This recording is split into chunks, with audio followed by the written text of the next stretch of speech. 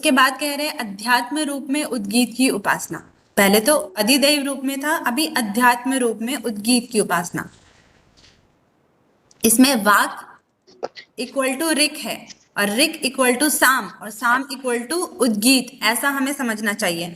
वाक ही ऋक है, ऋक ही साम है और साम ही उद्गीत है, यानी इनडायरेक्टली क्या हो गया, उद्गीत वाक ही उद्गीत हो गया।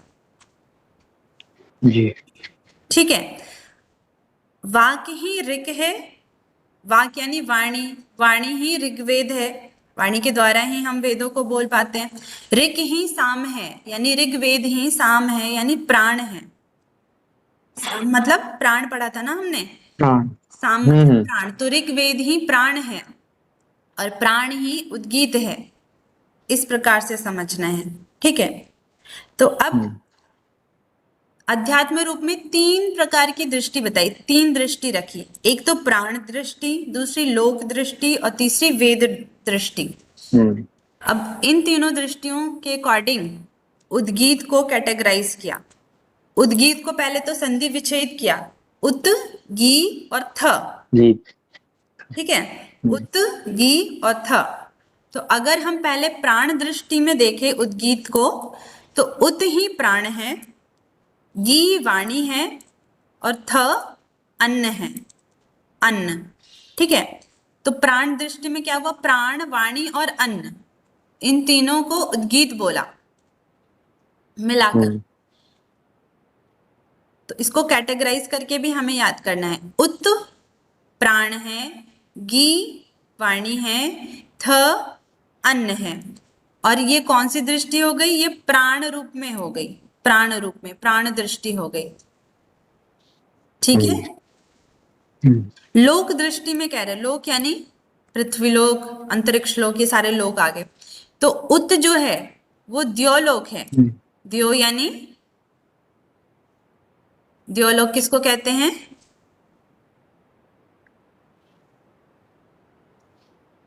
द्योलोक किसको कहते हैं, कोई बताएगा? पृथ्वीलोक मैम। हम्म, किसको? स्वर्गलोक। स्वर्गलोक। जी, किसने बताया ये? जी मैं ज्योत्सना। ज्योत्सना, ज्योत्सना जी। हाँ। हाँ, बिल्कुल सही बताया आपने।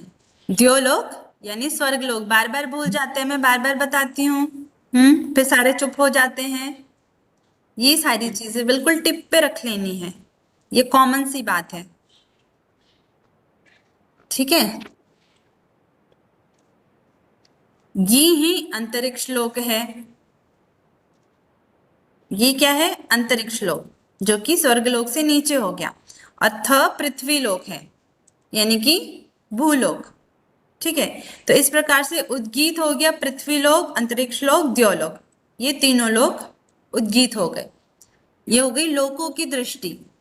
फिर वेद की दृष्टि से, तो उत बोला सामवेद है, गी यजुर्वेद है और थ ऋग्वेद है। ठीक है, तो सामवेद, यजुर्वेद और ऋग्वेद, इन तीनों को उद्गीत बोला। तो इस प्रकार से इस टेबल को हमें बिल्कुल रट लेना है, बिल्कुल याद कर लेना है कि उत उत के अंतर्गत क्या क्या आता है, प्राण, द्योलोक और सामवेद। गी के अंदर वाणी, अंतरिक्ष और यजुर्वेद। थ के अंदर अन्न, पृथ्वी और ऋग्वेद। ठीक है, तो इस प्रकार से ये अध्यात्म रूप में उद्गीत की उपासना हो गई। और जो उद्गीत की उपासना करता है उसको हम उद्गाता बोलते हैं। ठीक है, उद्गीत की उपासना करने वाला उद्गाता, उद्गाता। उद्गान करने वाला, उद्गीत का प्रणव, प्रणव का गान करने वाला, उच्चारण करने वाला उद्गाता। अगर हम ओम का उच्चारण करते हैं तो हम कौन हो गए, ओम का उच्चारण करने वाले, यानी हम उद्गाता हम्म। हो गए। ठीक है, हम्म। तो वही कह रहे हैं कि उद्गीत की जो उपासना करता है वो उद्गाता कहलाता है। तो ये बात भी बिल्कुल ध्यान में रखना है। आगे आधिदैविक उद्गीतोपासना, पहले हमने क्या पढ़ा था, अधिदैव। ठीक है, आ नहीं जुड़ा था इसमें, ये अधिदेव है, अधिदैव। फिर अध्यात्म रूप में, अब आधिदैविक उद्गीतोपासना, इसके साथ आधिदैविक जुड़ गया। हाँ, आदिदैविक गीत उपासना। इसमें ये थोड़ा सा कंफ्यूजिंग है, लेकिन ये जैसा है वैसा ही याद कर लेना है, ठीक है। तो इसमें देखेंगे, पहले इन्होंने बोला पृथ्वी। पृथ्वी, पृथ्वी क्या है? ऋक है, और प्राण साम है। अब बोल दिया साम को ही इन्होंने मेन लिया है, मेन रूप में लिया है। तो पृथ्वी को बोला सा है, साम का संधि विच्छेद करके बोला कि पृथ्वी सा है, और प्राण अम है। और पृथ्वी और प्राण दोनों को मिला दिया जाए तो ये हो जाएगा साम। समझ रहे हैं? पहले तो इन्होंने बोला पृथ्वी ऋक है और प्राण साम है, फिर उन्होंने साम का संधि विच्छेद करके इसको जोड़ा पृथ्वी से। पृथ्वी को बोला सा है और प्राण ही अम है, और पृथ्वी और प्राण ये दोनों साम हैं। तो यहाँ पे जोड़ा, जोड़े को लेना है। इसको यहाँ पे जोड़े को मिथुन बोला है, ठीक है। आदिदैविक मिथुन रूप में उद्गीत उपासना है ये, क्योंकि यहाँ पे दो दो का जोड़ा चला रहा है, जोड़ा यानी कि मिथुन, ठीक है। तो पृथ्वी ऋक है, प्राण साम है, और पृथ्वी और प्राण दोनों मिलाकर के साम हो गए। इसी प्रकार से इन्होंने अंतरिक्ष और वायु को बोला। अंतरिक्ष ऋक है, वायु साम है, और अंतरिक्ष और वायु दोनों मिलाकर के साम हो गए, यानी प्राण। इसी प्रकार से द्योलोक और आदित्य लोक। द्योलोक जो है वो ऋक है, आदित्य लोक साम है, और द्यो और आदित्य लोक दोनों मिलाकर के साम कहे जाएंगे। फिर नक्षत्र में आ गए, नक्षत्र और चंद्रमा। नक्षत्र ऋक है, चंद्रमा साम है, नक्षत्र और चंद्रमा दोनों मिलाकर के साम है, साम कहलाएंगे। और पांचवे में कह रहे कि आदित्य की जो शुक्ल ज्योति है, सूर्य की शुक्ल, शुक्ल यानी शुक्ल, और कृष्ण का मतलब? शुक्ल का अर्थ उजाला और कृष्ण का अर्थ श्याम, अंधेरा। तो सूर्य की जो ज्योति है शुक्ल ज्योति, शुक्ल ज्योति, ठीक है। आदित्य की शुक्ल ज्योति, उसको ऋक बोला है।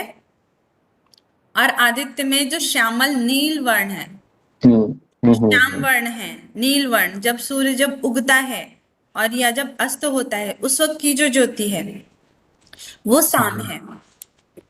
और शुक्ल ज्योति और नील ज्योति, इन दोनों को मिलाकर के साम कहा। जी। तो इस प्रकार से इस टेबल को बिल्कुल याद कर लेना है। सिंपल है, ज्यादा मुश्किल नहीं है। बस हमें फर्स्ट और सेकंड नाम को इसी क्रम में याद कर लेना है। पृथ्वी प्राण, अंतरिक्ष वायु, द्यो और आदित्य, ये दोनों लोक हो गए, अंतरिक्ष भी लोक हो गया, ठीक है। नक्षत्र और चंद्रमा, ये दोनों ज्योतियों की कैटेगरी में आ गए। फिर आदित्य की शुक्ल ज्योति और श्याम ज्योति, इस प्रकार से याद कर लेना है।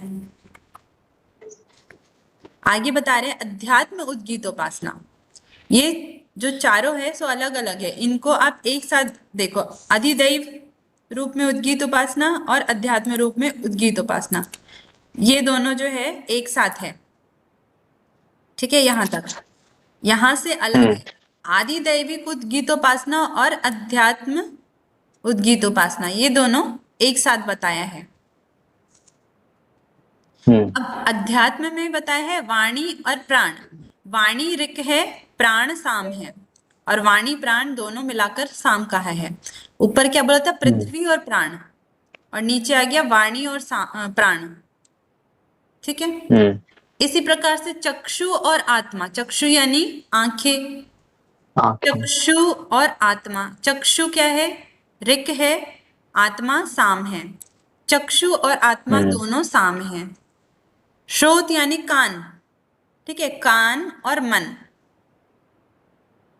कान ऋक है, मन साम है, कान और मन दोनों साम है। उसके बाद इन्होंने बोला कि नेत्रों के मध्य में, नेत्रों के मध्य यानी भ्रिकुटी, भ्रिकुटी कहते हैं ना इसको, आज्ञा चक्र। कौन सा? हाँ, आज्ञा चक्र है यहाँ पे। तो नेत्रों के मध्य में जो पुरुष है आज्ञा चक्र में कह रहे हैं कि यहाँ पे नेत्रों के मध्य में आत्मा का स्थान है। अब यहाँ पे क्या कह दिया, नेत्रों के मध्य में आत्मा का स्थान है। बाकी उपनिषदों में हमने क्या पढ़ा, कहाँ है आत्मा का स्थान? हृदय, हृदय में, हृदय में। अंगुष्ठ मात्र। जी। फिर बता रहे कि नेत्रों के मध्य में जो पुरुष है उसका नाम चाक्षुष है। क्या है उसका नाम? चाक्षुष। नेत्रों के मध्य में, चक्षु के मध्य में आत्मा का स्थान होने के कारण उसे चाक्षुष बोला। ठीक है, ये बात, ये पॉइंट बिल्कुल इंपॉर्टेंट पॉइंट है, नोट कर लेना है। नेत्रों के मध्य में पुरुष का स्थान होने के कारण उसे चाक्षुष बोला। चक्षु प्लस पुरुष, चाक्षुष। ठीक है, इस तरीके से। और इसके बारे में बोला कि वही ऋक् है, वही साम है, वही उक्त है, वही यजु है और वही ब्रह्म है, यानी कि वेद है। ठीक है, ब्रह्म रूपी वेद है। तो यही नेत्रों के मध्य में स्थित पुरुष ही सब है। ऋग्वेद भी है, प्राण भी है, उद्गीत भी है, यजुर्वेद भी है, ब्रह्म भी है, ब्रह्म से उत्पन्न वेद भी है, सब यही है। तो ये कि हमारा छांदोग्य उपनिषद समाप्त हो गया।